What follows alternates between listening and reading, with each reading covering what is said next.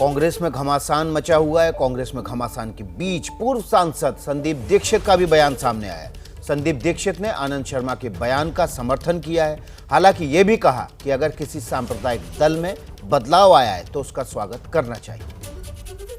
बहुत से अब ऐसे संस्था या दल हैं जो किसी ज़माने में घोर सांप्रदायिकता में घिरे रहे होंगे या एक कट्टर विचार के साथ वो लोग जुड़े होंगे, उनमें भी बदलाव आ रहा है। एक जैसे शिवसेना की बात है, शिवसेना एक बिल्कुल दूसरी तरीके से सोचती देखती थी। आज की शिवसेना तब की शिवसेना में कोई सामंजस्य नहीं है, उसमें भी बदलाव आया है। तो अगर हम लोगों के साथ कई ऐसी ताकतें जोड़ना चाहती हैं जिनका भूतकाल एक मामले में अच्छा नहीं रहा लेकिन वो बदलाव कर रही हैं, तो दूसरी बात है, तो फिर उसको हमें स्वागत करना चाहिए। क्योंकि एक राजनीतिक पार्टी का ये भी कर्तव्य होता है कि ज़्यादा से ज़्यादा लोगों को, संगठनों को, संस्थानों को अपनी विचारधारा में तब्दील करें। तो कांग्रेस में ज़बरदस्त कलह मची हुई है। G23 एक ग्रुप है, वो अलग राग अलाप रहा है, जबकि कांग्रेस के बाकी नेता अलग राग अलाप रहे हैं। इसी मसले पर बातचीत करने के लिए हमारे साथ दिल्ली से आशीष कुमार सिंह और कोलकाता से मनोज्ञा लोईवाल जुड़ गए हैं।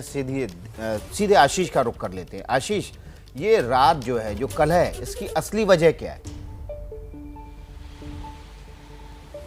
देखिए, असली वजह आप कह सकते हैं कल जो कुछ हुआ है विकास, उसके बाद कि अब ये पार्टी दो हिस्सों में बंट गई है। और मुख्य वजह है कि एक तरह से हम कह सकते हैं it's a war against Rahul Gandhi या गांधी फैमिली आप कह लीजिए।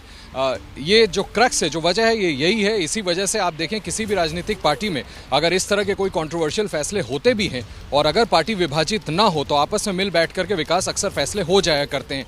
पहली बार ये देखा जा रहा है कि एक पक्ष कह रहा है कि इस तरह का अलायंस करना था तो आपको वर्किंग कमेटी में फैसला करना चाहिए था, और उसके बाद अधीर रंजन चौधरी ने जो कुछ मुझसे आनंद शर्मा के बारे में कहा वो आपने दर्शकों को सुनवाया। तो मैं आपके सवाल का जवाब यही दे सकता हूँ विकास कि ये पार्टी में जो फूट पड़ गई, अब एक कांग्रेस नहीं रही। अब साफ साफ जैसा आप कह रहे थे कि एक G23 है और एक गांधी परिवार की कांग्रेस है, इन दोनों के बीच का डिवाइड है जो इसका मुख्य रीजन है, इसकी मुख्य वजह है। जी, मनोज्ञा का रुख कर लेते हैं। मनोज्ञा, बंगाल की सियासत में इस झगड़े का क्या असर पड़ेगा? देखिए, राग कई होते हैं लेकिन ये फिलहाल बहुत ही बेसुरा राग है जो कांग्रेस अलाप रही है। और क्योंकि ये पब्लिक में अलाप रही है इसलिए सब सुन रहे हैं। इस अलाप का क्या अंदाज होगा ये बड़ा दिलचस्प होगा। ISF के साथ जैसे ही अब्बास सिद्दीकी मंच पर आए थे जिस दिन ब्रिगेड थी रविवार को, उस दिन एकदम से चुप हो गए थे। अपनी स्पीच देने से मना कर दिया था अधीर रंजन चौधरी ने, और फिर विमान बासु के समझाने के बाद उन्होंने बोलना शुरू किया था।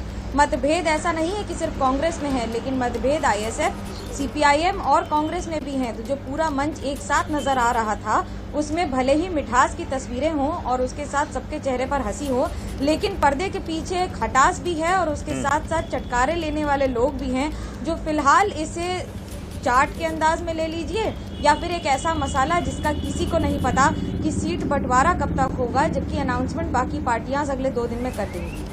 जी मनोज्ञा, अपडेट देने के लिए बहुत बहुत शुक्रिया। आशीष, आपका भी बहुत बहुत शुक्रिया। न पाबंदी हो न कोई हद हो तो बस खुद बनाई सरहद हो।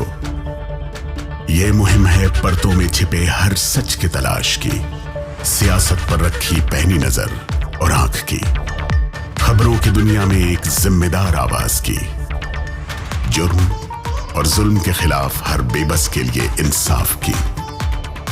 जब कोई हद नहीं इंसानियत के लिए जज्बात की, जब कोई हद नहीं खुशियों और ख्वाब की, तब कोई हद क्यों हो नए नजरिए और बदलाव की।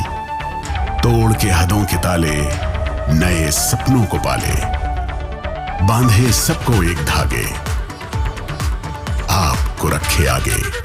ABP news.